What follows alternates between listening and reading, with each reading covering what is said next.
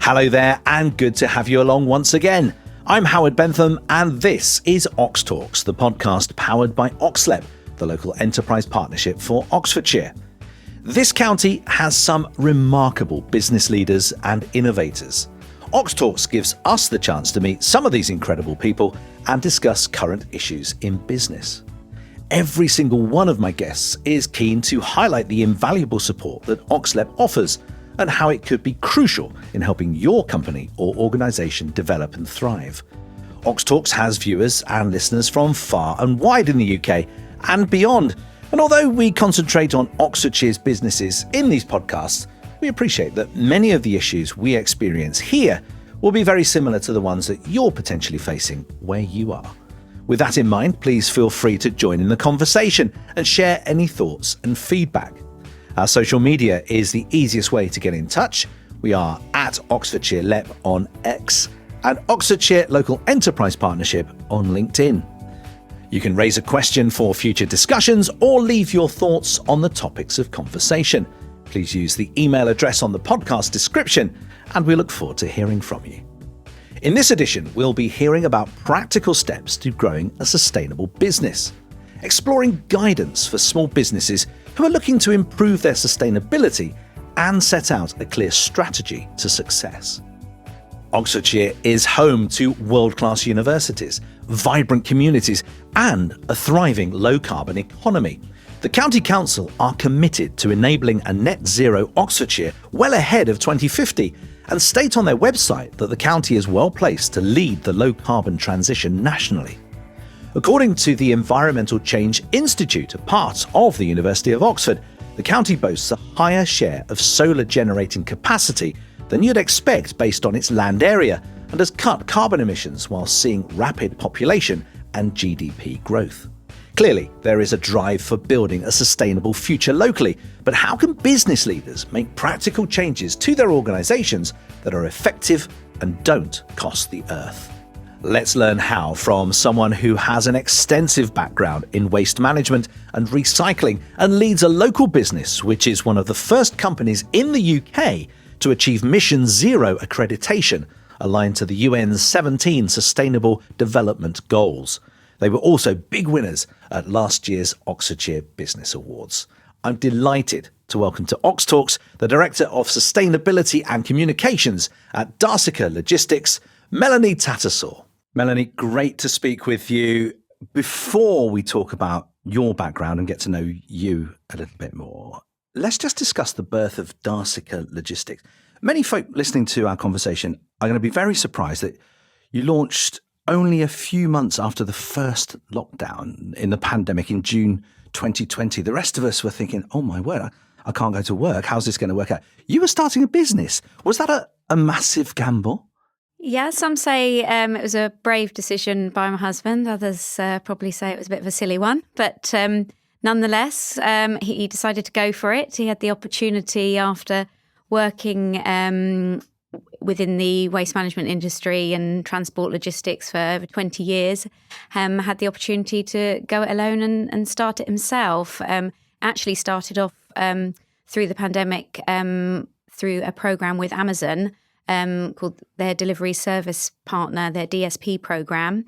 And the idea was that they wanted new companies to come in and run their prime vehicles. Obviously, during the pandemic, the deliveries went through the roof. My husband Anthony decided it was time to try something new. Things were quieter on the commercial waste collection side of things. He was running multiple depots across the UK, and obviously it's quietened down during COVID, and he's not one to sit around. He too took on the challenge, and the rest is history. So that's very much where it started. The whole logistics and parcel delivery side of things with Amazon, and then he soon realised that actually he wanted to do more and do it himself for a more sustainable logistics option for Oxfordshire, which is where he was born and bred. So that's where it began. And that was the gap in the market that you spotted, because you spotted that very quickly. We were only locked down in the March, and by June, you have a company. Yeah, so when it started with Amazon on the parcel delivery side, we then, that went on for we actually only opened the Bicester site 2.5 years ago. So after doing the deliveries with Amazon and that scaling up really quickly, we've now got 50 routes and about 80 self-employed drivers on that side of things.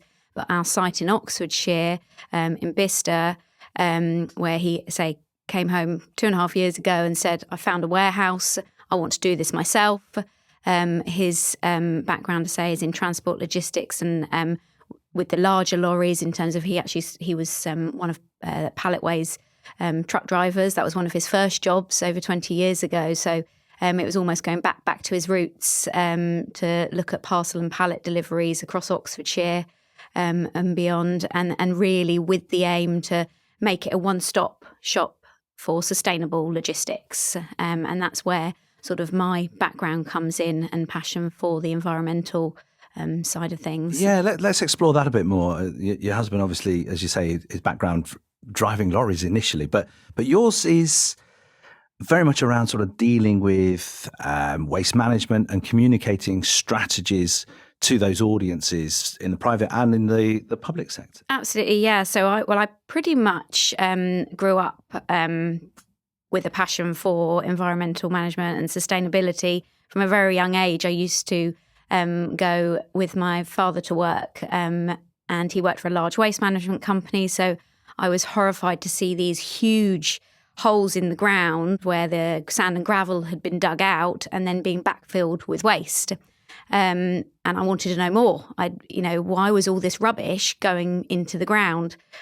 Surely that wasn't very good for the environment. So that led me on to through university to do a degree in environmental science with management and legislation, so I could understand the background and the science behind the waste management side of things, sustainability, but all areas, energy, waste, water, we covered. And that took me into local government, working on the waste and recycling teams for South Oxfordshire and Vale of Whitehorse, where we brought in the new alternate weekly collection, took them to the top recycling councils in the country, number 1 and 2. And that's actually where I met Anthony. He was running the logistics. He was running the trucks and that side of things. And obviously my side with the sustainability and the communication, we worked together, and that's where we sort of took it from there. I mean, rewind, we're probably talking sort of 15, 20 years ago here, aren't we? It was still quite niche, if that's the right way of describing sustainability and caring about the environment. It feels, but I mean, you've obviously been inspired by what you've seen as a child. What about your children? Because I know the business is named after your 2 daughters, isn't it? But they must be a very good sounding board for all things environmental. It is, and they are. They've got a lot to say about it. So yeah, it's our 2 daughters named Darcy and Jessica. We put the 2 together to come up with the name. They helped do it. They helped design the logo. So they're very much involved in the business. They come in, they help when it's peak times in our plastic-free fulfilment centre. They come and help pick and pack, and they're very much involved in it. And they can see what we're doing, and they come home from school and they talk about, what should go in which bin, and making sure that we're recycling right at home, which obviously we do, because that's what we do. So yeah, they're very, very much into it as well, and that's what we wanted. We want the idea was to produce a future, a better future for them, and Oxfordshire. So how do you go about getting your business off the ground then? Because obviously we're really looking at sort of top tips to help businesses be sustainable and aware of ESG. I mean, you've gone from an idea to 15,000 square feet. That is quite a leap. Yeah, we needed a big site because we were looking at this one-stop shop solution in terms of sustainable logistics, in terms of the pallets, the parcels, the e-commerce fulfilment. So as you can imagine, the operation's quite big now. We've got 30 full-time staff and about 15 to 20 vehicles at any one time. It's a 24-hour operation. So with big vehicles, with movement of products across Oxfordshire, we needed that space. So half of the warehouse is separated for our pallet collections and deliveries, which come through, say, on a 24-hour operation. And then the other half is our plastic-free ecommerce fulfilment centre. So any company that sells items on websites, we will be picking and packing those items as the orders come in and sending them out via our electric deliveries to the multiple carrier options that we have. So anything from, you'll see on our site, anything from underwear to gin to compost to bathroom suites will be coming through our centre at Bicester, with the idea that we're providing a much more efficient, sustainable solution for transporting and delivering goods in and out of Oxfordshire. So you've touched on a couple of things there. Plastic free. So how have you managed to do that? Because stuff arrives in the post via Amazon or wherever you buy it from, and it's not always that way. So how have you achieved that? So anything that we pick and pack for our customers, we get all the packaging in, we source it, we look at what are the best environmental options in terms of plastic free, whether it be compostable, recyclable, and that's we will do that for them. So that's very much our offering, and that's something we stick to in terms of something that we truly believe in, plastic free. Slightly different on the pallet side of things, because the wrapping for the pallets isn't quite there yet in terms of 100% recyclable, biodegradable. So we looked at the next best option, and that's where we were lucky enough to have some Oxlep funding for our pallet wrap machine, because we were able to show the efficiencies and the sustainability of using clear shrink wrap rather than the black plastic wrap that you might see on some products that are delivered. Obviously, we can't dictate what comes in from our customers, but anything that goes out from us. So I guess if it's pallet wrapped on a machine, it's using less of the material. Absolutely, yeah. And it's material that can be recycled. Yes. 'Cause I remember working in warehouses as a student 1,000 years ago, and you're manually wrapping it around as well. Yeah, which is not good for as much on as you can, so it doesn't fall off the lorry. And that's not good for people either in terms of the going around and round. It was making them dizzy. So there's a lot of benefits to having the pallet wrap machine in terms of efficiencies but also for better for people as well. And the fleet you run, it's not entirely electric, but it's a high percentage that is. Yeah, 40% of our fleet's electric. So we've got the first 3.5 ton electric pallet delivery vehicle in the UK. And obviously that services Oxfordshire, and we've got electric vans as well. We've recently trialled the world's first 16 ton electric pallet delivery vehicle, so a larger HGV from Volta Trucks, and that trial was fantastic. The drivers raved about it in terms of the efficiencies and the vehicle as a whole, the safety elements, the turning circle and things. So we're always looking at the industry and what we can do to make it more sustainable. It's not always plain sailing, though, is it? I mean, the infrastructure around electric vehicles, for example, is still an issue. It is, and we really found that with the 16-ton electric vehicle, trying to charge it was near on impossible because the infrastructure is just not there yet for the larger HGV vehicles in terms of the electric charging points. Even with our vans, we'll sometimes struggle to get on the sites. And whilst we've got electric charging facilities at our site, we want to be able to do bigger ranges. We do same-day deliveries for companies in Oxfordshire that want to get their goods further afield, and wherever possible, obviously, we'll do that via electric. But you've really got to think about where we can charge along the way and how much extra time that's going to take in terms of the deliveries. What's the solution to that? Better infrastructure, more charging points, the rapid charging points, certainly for the larger vehicles as we look to move across. People have talked about hydrogen. That's even further behind than electric. So I do think we'll be looking at transferring some of our larger HGV vehicles into electric in the next few years. But yeah, we just need better infrastructure to be able to get into the sites even. So we've been talking to Oxfordshire County Council on the progress in terms of the charging infrastructure. They've put in the Oxford Zero Emission Zone a few years ago now. So we really need to look at how we can all work to make Oxfordshire cleaner. I'm intrigued about your day-to-day, because just hearing you talk there that we've got 4 in 10 of our vehicles are electric, but we might have a longer trip on this one. So the logistical side of that, the planning, that falls to you, does it? You're sitting there moving these vans around on some sort of not me game board. personally. I tend to sit in the background and do more of the communication, internal, external communication, the website, those sorts of things.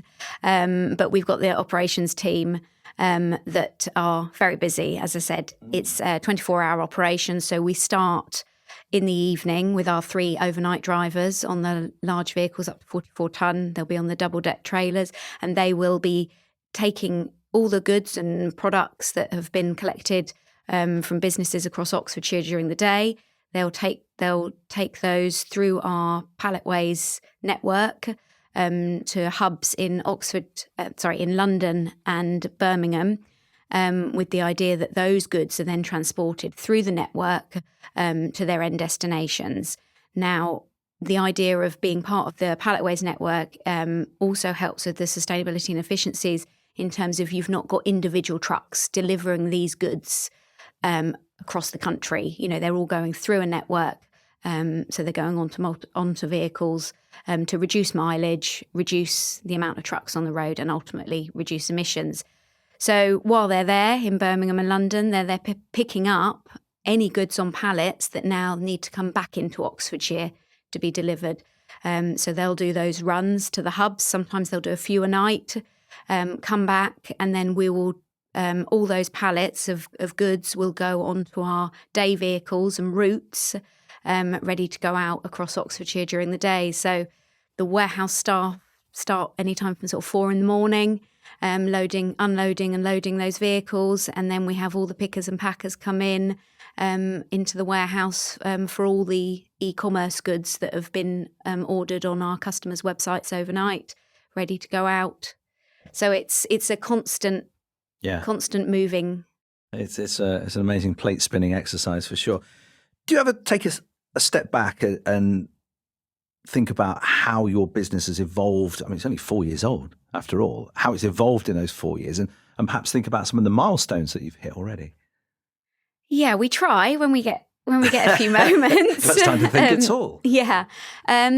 As you say, it has grown quite rapidly. And I think with the type of industry that we're in, the more we started going out there, talking to Oxfordshire businesses. We now work with over 100 Oxfordshire businesses, whether that be our suppliers or customers. And that's very much from wanting to create a better Oxfordshire. Anthony's born and bred in Oxfordshire. So, he knew he wanted to do something that would make a difference in terms of the transport industry. It's a very high impact industry in terms of emissions.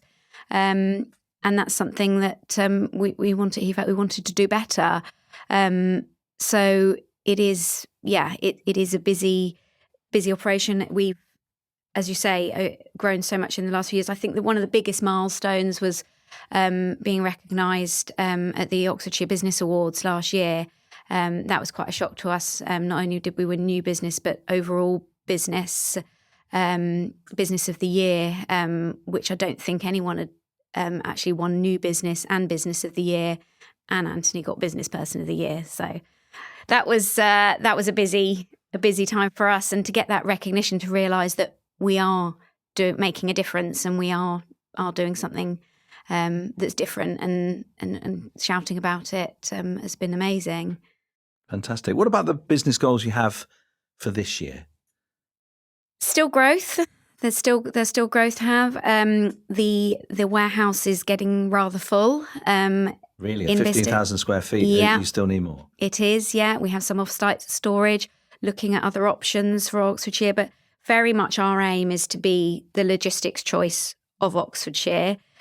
So we are focusing on growth within Oxfordshire and looking at other sort of potential depots with the idea to bring that sustainable logistics further afield, but keeping it within Oxfordshire because that is our passion.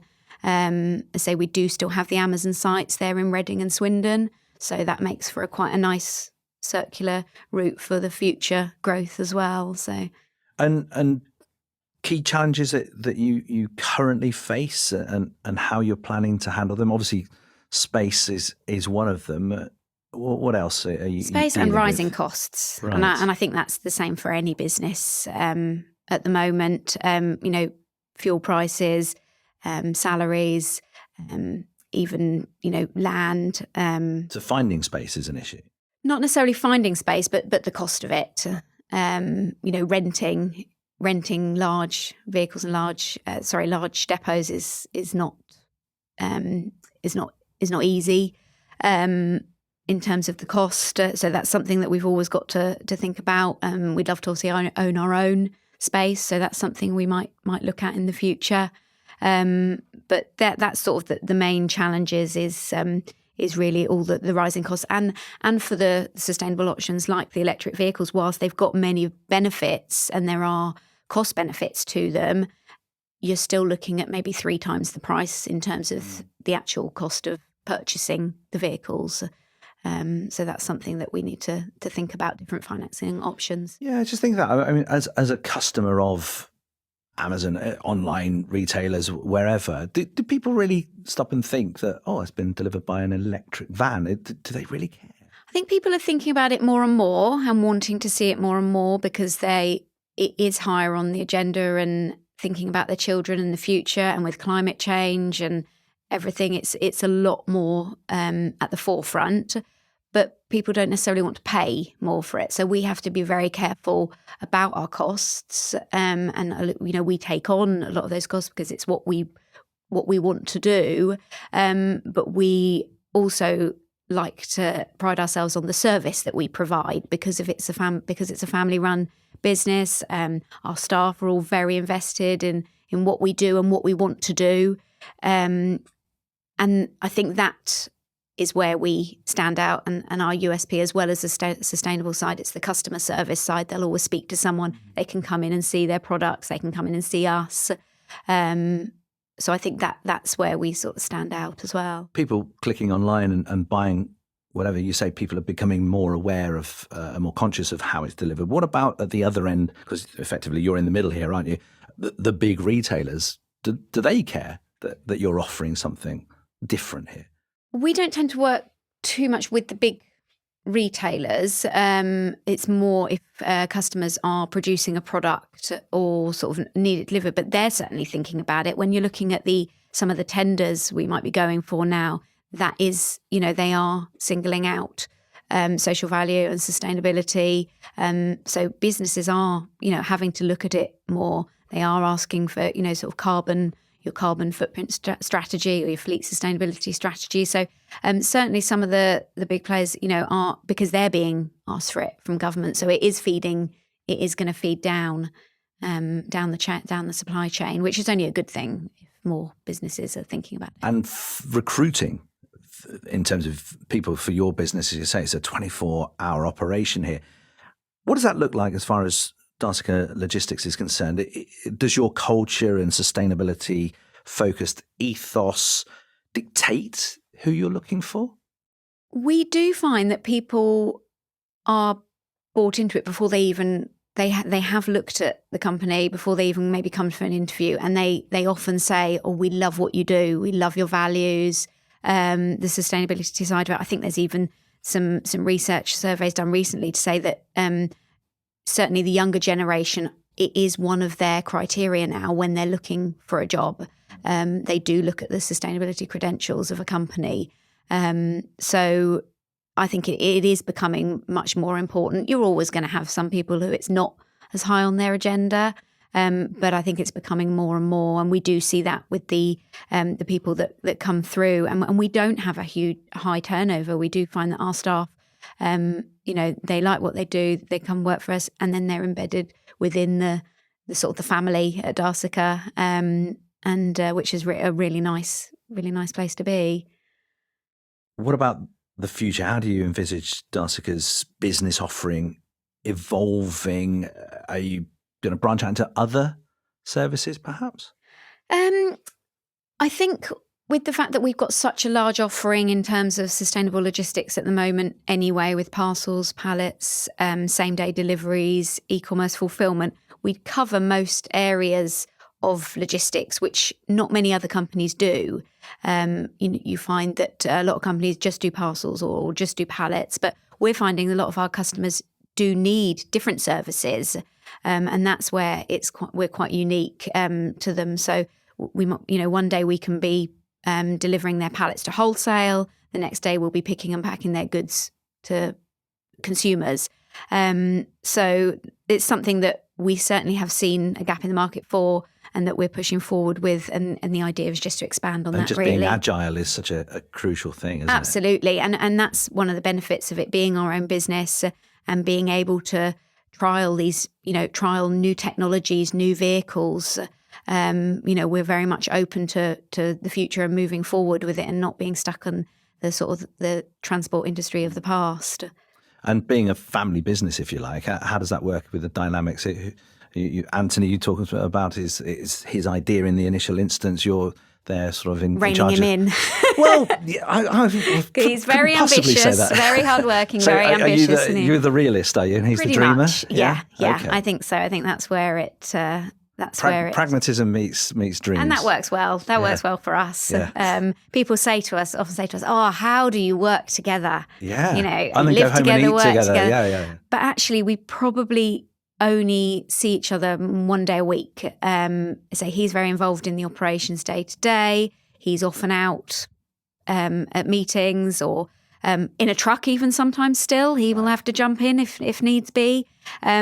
And I'm sort of more on the internal, external communications, the stuff on the sidelines, as it were, behind the scenes. So that's probably why it works well.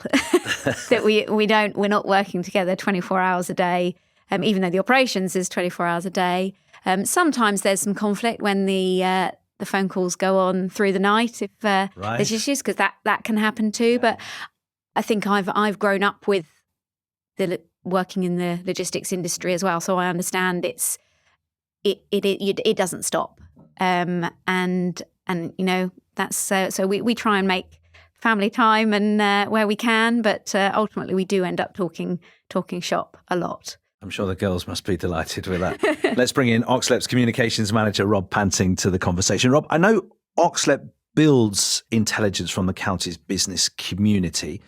You're trying to understand the key issues that companies are interested in. Where does sustainability rank in that overall list for companies locally?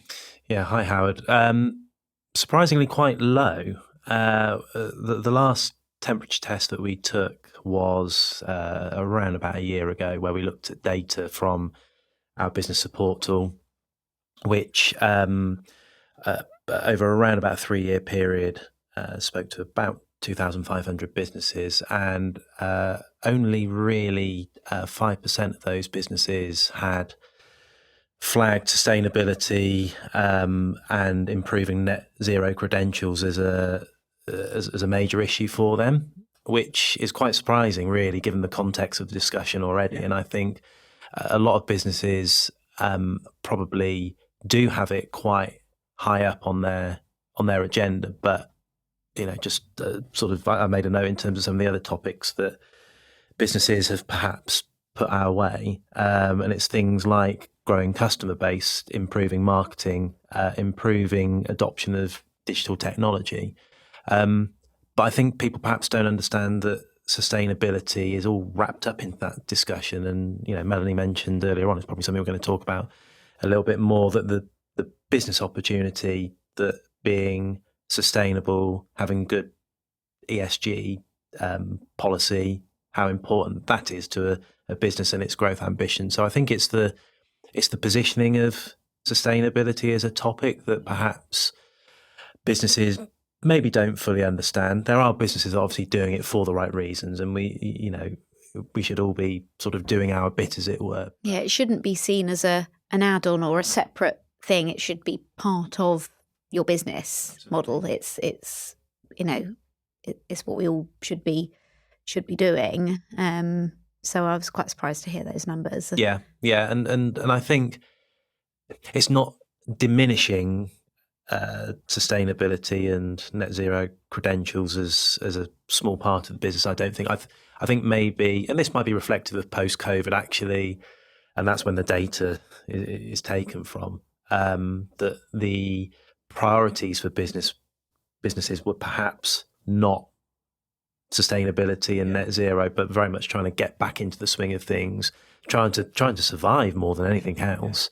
So I think the data probably is reflective of that period of time, and ultimately, just trying to make sure that they could survive and pay their staff. So it was quite interesting when I looked into the data. Yeah, it does. I mean, raises the question whether companies want to embrace sustainability because it's the right thing to do per se in itself, or actually there are other forces at play here and it's a bit of a tick box exercise and it would need to be seen to be environmentally sound. Yeah, and I think that's where organisations like Oxlep and similar business support groups in particular need to come in and just try and help businesses to perhaps reposition that.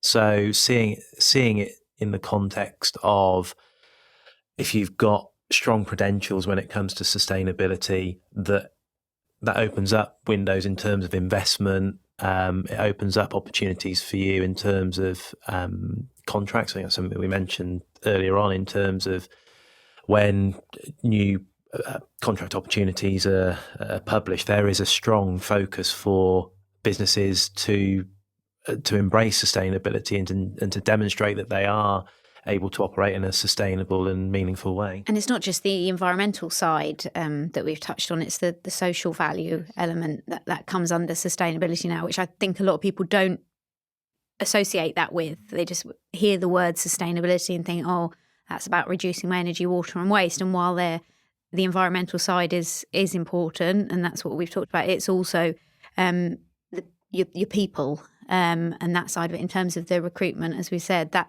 making sure that developing people, whether it be through apprenticeships or the social value side, health and well-being of your staff, all of that comes under the sustainability umbrella. You've, Melanie, got a sustainable action plan, but you're one of the first companies in the UK to achieve Mission Zero accreditation. This is incredible. This aligned to the UN's 17 Sustainable Development Goals. Tell us about that sustainable action plan and how you got to that point. Thanks. So it pretty much underpins everything we do, our action plan. It feeds into our business plan, our objectives, our day-to-day practices.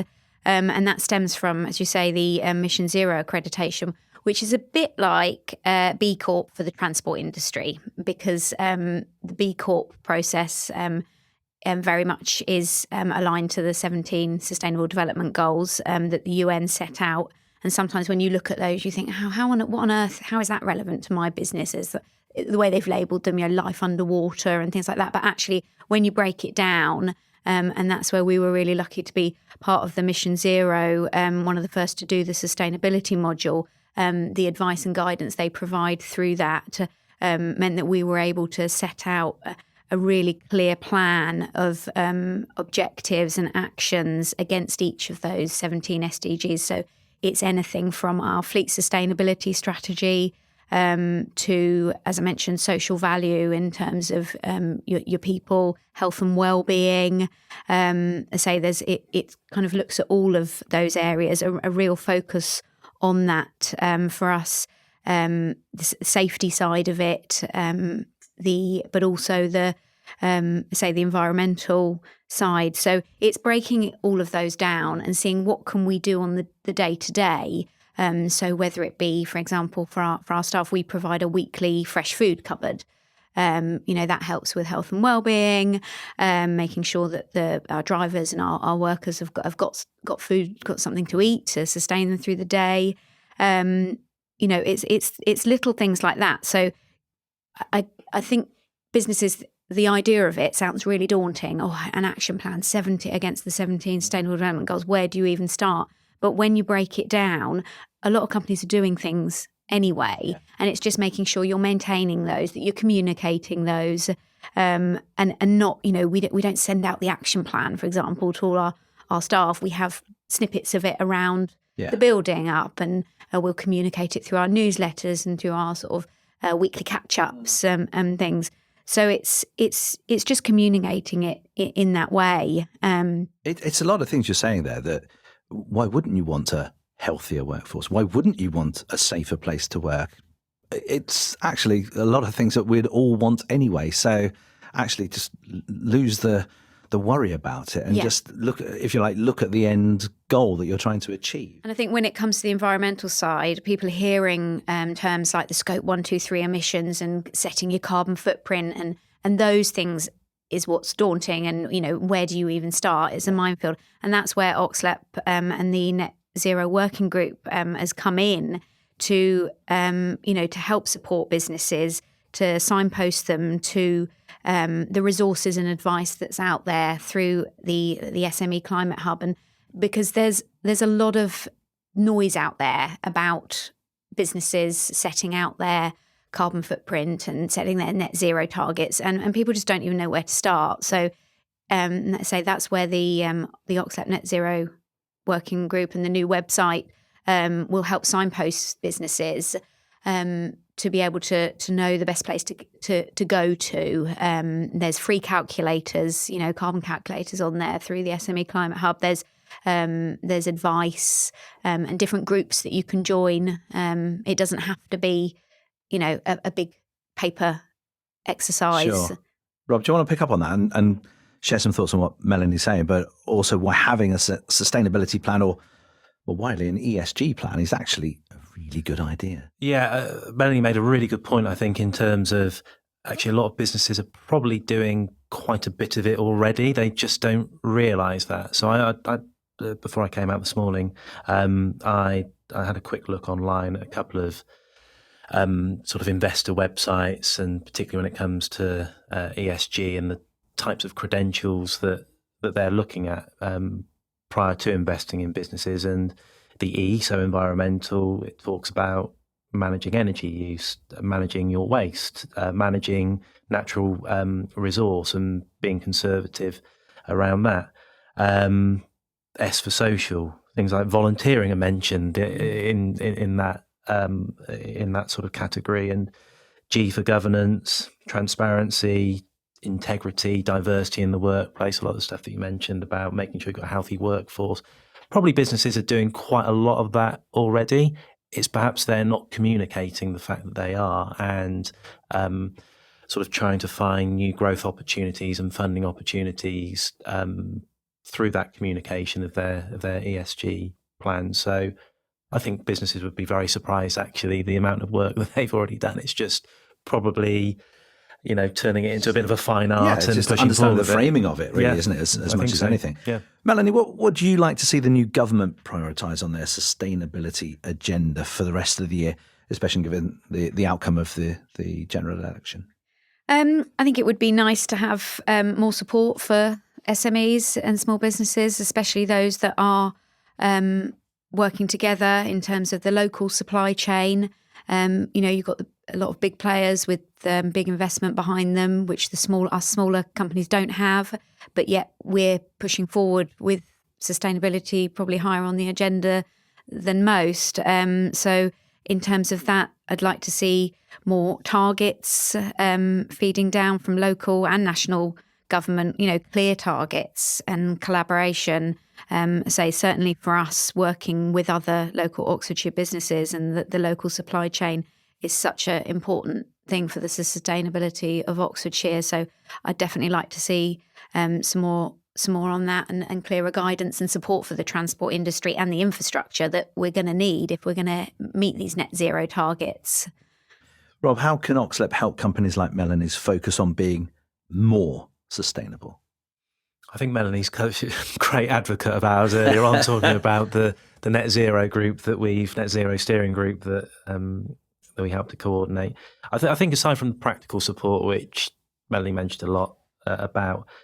I think organisations like ours can continue to just really bang the drum for businesses to be more sustainable. You've got great case studies like Darcica and what they've managed to achieve. I think any businesses that we might support, and equally any businesses that are in Oxfordshire who are doing great work from a sustainability and net zero point of view, we need to champion those and to showcase those businesses and really show what opportunities might emerge from embracing sustainability, whether that's, commercial opportunities, whether it's actually sort of demonstrating the impact that you have on the environment. I think that's the type of thing that we need to really continue. And being part of that Oxfordshire business community. Absolutely. And sharing ideas and resources is and working together. Yeah. I think on things is great. I'm always very pleasantly surprised, actually, the willingness for collaboration in Oxfordshire. You were saying before we started the recording that you're becoming a de facto consultant. People just finding you. I don't want anything delivered. I just want to chat to you about sustainability. Want some help with sustainability. Where to even start? That's where we've been sort of signposting them to Oxlep and the resources that are out there, because I think it's just so daunting for many companies, and they think it's going to take up all their time, but they just need to know where to go. Yeah, I think just sort of very briefly, I think where some companies, and obviously post-COVID, a lot of organisations are now operating remotely, Oxlep being one, and we predominantly work from home. I think probably individuals having just a greater awareness in terms of what impact they have at home. That when I set up my laptop in the morning, obviously I'm drawing more power at home than I have sort of prior to Oxlep working remotely. So just having greater awareness of that, I think all of that helps to. And it is the little things. I mean, obviously we're talking about 44-ton diesel vehicles and moving to electrics. That's the large scale, but it goes right down to the, as you say, the day-to-day, turning off the lights, and there's just so many. Perhaps there is something there, though, why sustainability isn't at the top of some businesses' agenda, that sustainability equals it's going to be more expensive.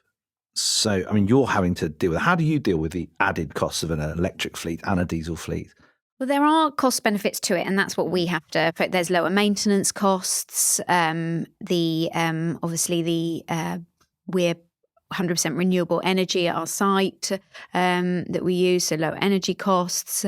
And in terms of sustainable packaging, it is slightly more expensive. But those margins, they are coming down. I say that the main cost is the vehicles. But for us, it just was something that we wanted to do. We didn't even, keeping the costs down is that's probably the biggest challenge for us in terms of what customers want to pay. Taking the, we don't charge a green levy, for example. Some companies do. We don't. Say we like to pride ourselves on our service and the sustainability side, and offering that solution.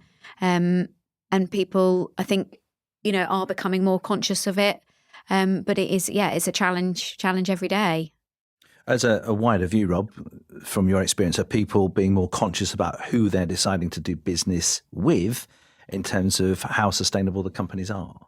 Yes, I think so. I think, again, it's touching on a topic that we mentioned earlier on in terms of perhaps growing your business and seeking out new contracts. I think the providers of those contracts are absolutely looking at sustainability. I mean, you'll know this better than anyone. Yeah, the shared value. We are finding that more and more customers within Oxfordshire are coming to us because of the shared values and sustainability. So it is definitely moving up the agenda. Yeah, I think so. And I think from our perspective, we want to ensure that businesses are aware of the wider network that's out there. And if we can, help to broker connections with more sustainably minded organisations that perhaps gets that business onto more of a road to sustainability, then all the better for us as well. I'm sure the stat that we mentioned at the start in terms of businesses who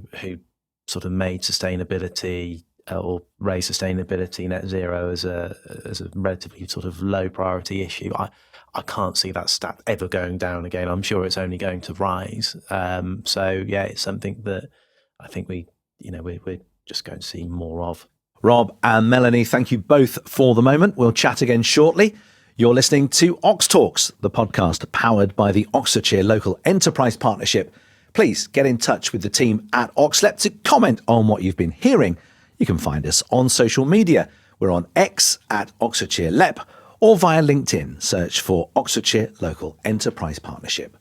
Perhaps you run a company or organisation that's looking for some specific help or simply need a steer to the most appropriate business advice available. Why not try the Oxlep Business Support Tool? Oxlep's Business Support Tool is here to help your company. Whether you're just starting out, growing, or ready to take on a new business challenge.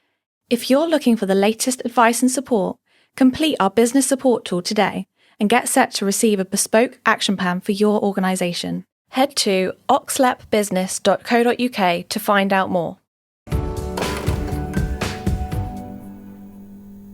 Let's speak more with Oxlep's Rob Panting and Darcica Logistics Director of Sustainability and Communications, Melanie Tattersall. Melanie, interestingly, your company utilised the Oxlep Business Support Tool to great effect. Tell us how it went. We did, yeah. It's we used it very much at the beginning of our journey, and it really propelled us into being part of the Oxfordshire business community. So the advice and support and resources that came out of that signposted us to where to go for external support, for, say, support within Oxfordshire, really helped us, especially setting up within Oxfordshire. We've worked for large national companies before, so this really helped get us embedded within the Oxfordshire community. And it's as easy as that. It really is a phone call. And it is. And I think people need to realise that, what you put into it, first of all, it doesn't take long, just a few questions. But what you get out of it is very bespoke to you and your business, and the support that will come from it. It's really invaluable. And you've taken advantage of a number of programmes and funds that Oxlep have promoted over the years. Tell us about the difference that's made. We have just being able to access the sort of resources in terms of the webinars, the training, really useful for any business, whether they're starting up or they just want a fresh new look. The topics that are covered, anything from marketing to net zero, through to I don't know. There's such a range, isn't there? Yeah, we're very.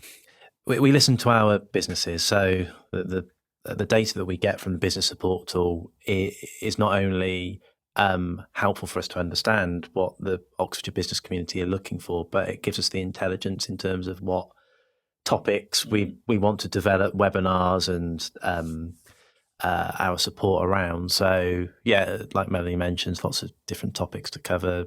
Access to finance is obviously a big one, and where we don't sort of necessarily provide grants at this immediate stage, there are other organisations, there are other opportunities for people to gain investment. So whether it's just helping them to develop their investment proposition a little bit better, a variety of different areas, and certainly I think, particularly when it comes to a topic like sustainability and net zero, then clearly having sort of expertise in that area is important. But it's a sort of shifting sands, isn't it? Because funds and programmes come and go, so it's always worth having that conversation with Oxlep. I think, Melanie, you mentioned earlier on that sort of you completed.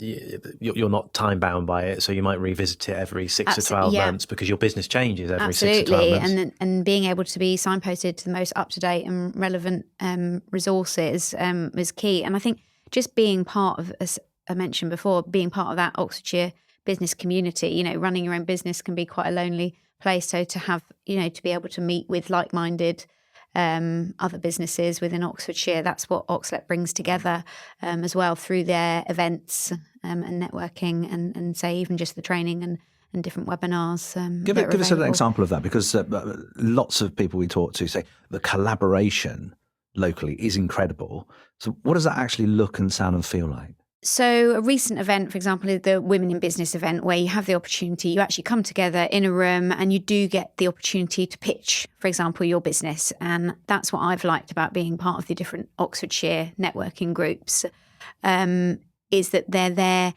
Yes, they're there for a chat and to, share any ideas and talk about your issues, but also they are there to support each other. So if you've got a business and you want to work with a certain type of business, you've got that opportunity to say, this is the kind of business I'm looking to work with. And the idea that, we should all be supporting each other and working with each other and not looking further afield for, in terms of your supply chain, the network and the group of businesses that we've got in Oxfordshire should be working together. And that provides that platform for that.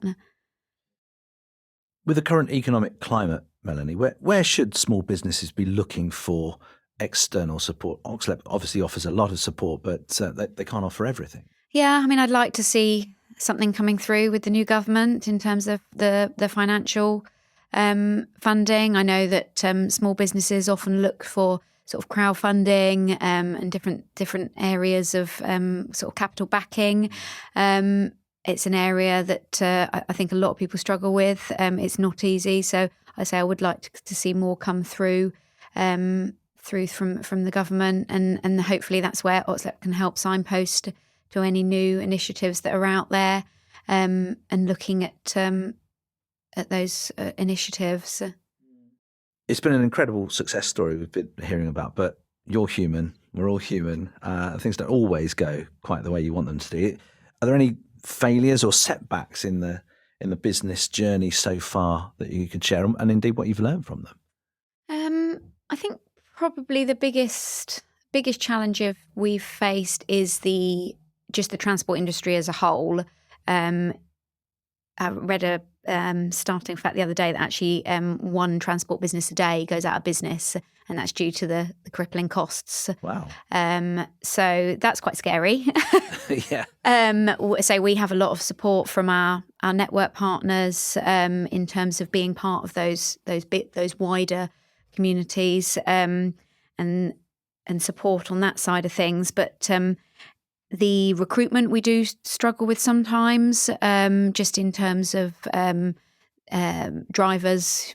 We do find that that's an area we sometimes struggle with. Because you have self-employed drivers as well as employed drivers. Yeah. Is there any issue between those that are in-house and out-of-house? Those that come on board on the Amazon side of it very much know that's what the model is, and that they like to be. I know there's a lot in the press around the sort of the self-employed side of things, but they like that. They like the flexibility to be able to come and go and do the days that they want. Whereas Bicester, our Oxfordshire operation, is very much you become part of the family at Darcica, and you've got the benefits of being an employed, and that's what we do find that some of our self-employed have come over, right. Which is really nice. Some of those that have been with us from day one have done that side of it, and then have actually come and are now employees. We've got quite a few. And we really focus on the upskilling of our workers as well. We've got drivers that are now, moved through the ranks, and our operations manager started off with us as a van driver.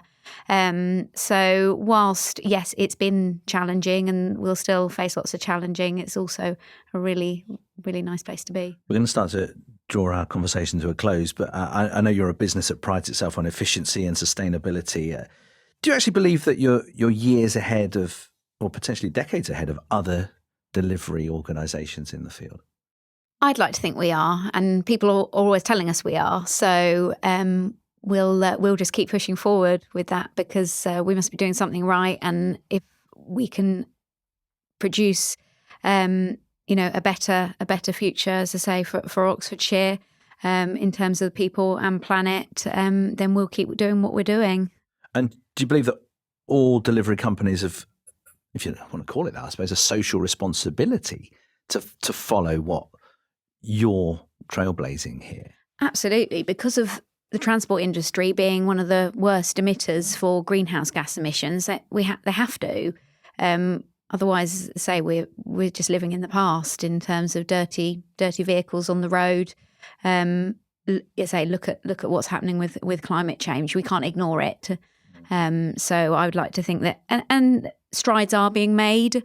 We're in the fortunate position that we can maybe push ahead quicker than some companies, and being new, and that being our premise from the outset.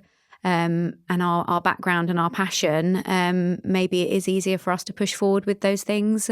But we're certainly not going to stand still on it. Think about other businesses in your field. What would your advice be to them that aren't sure what to prioritise first on their ESG? They run a company, similar sort of idea to yours, but that they want to do better. I think the starting point has got to be setting that baseline. So understanding where you are in terms of your carbon emissions and your scope 1, 2, 3, to be able to put forward an action plan and make improvements. You kind of got to understand where your starting point is. Yeah.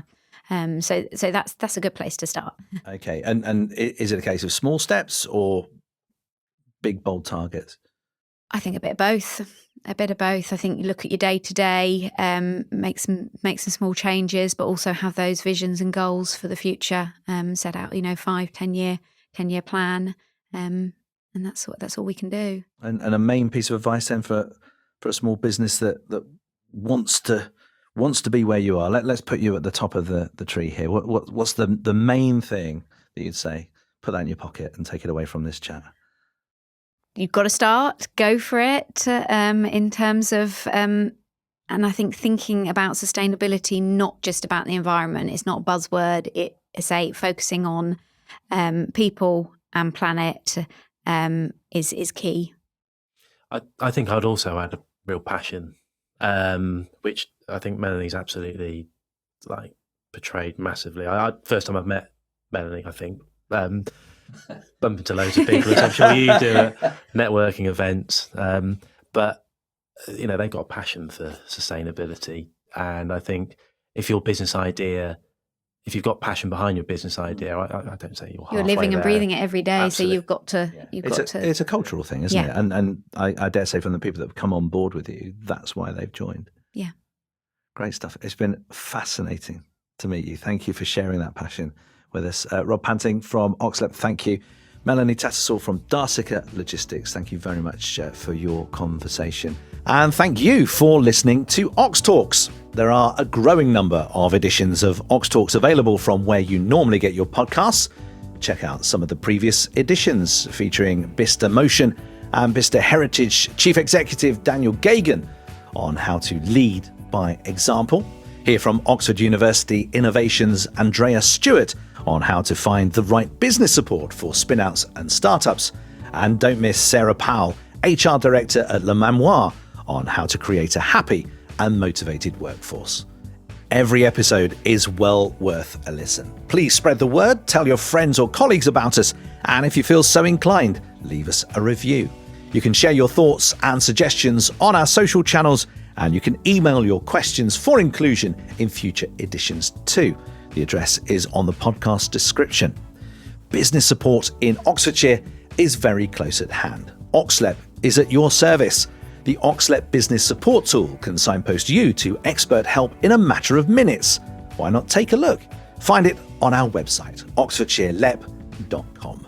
But for now, from the whole Oxlep team and from me, Howard Bentham, it's goodbye.